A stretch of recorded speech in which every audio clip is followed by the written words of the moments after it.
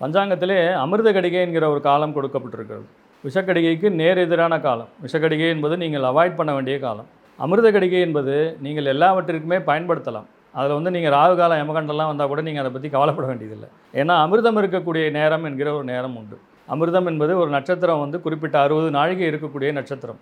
அந்த 60 நாழிகையில் குறிப்பிட்ட 4 நாழிகை மட்டும் அமிர்த காலம் என்று சொல்லப்பட்டிருக்கிறது. இது அமிர்த யோகத்துக்கும் இதுக்கும் சம்மந்தம் இல்லைங்க. இது தினசரி வரக்கூடிய நேரம். இந்த அமிர்த கடிகை காலத்தை நீங்கள் பஞ்சாங்கத்தை பார்த்து தெரிந்து வைத்துக் கொள்ளுங்கள். விஷக்கடிகையை எப்படி நீங்கள் அவாய்ட் பண்ணணும்னு சொல்லியிருந்தானோ அமிர்த கடிகையை நீங்கள் தாராளமாக பயன்படுத்தலாம். அந்த நேரத்தில் பார்த்தீங்கன்னா ஒரு சிலர் நான் ராகு காலத்தில் பண்ணேன், யமகண்டத்தில் பண்ணேன், ஆனால் எனக்கு பிரச்சனை வரலன்னு சொல்லுவாங்க. நிறைய நான் கேள்விப்பட்டிருக்கேன்.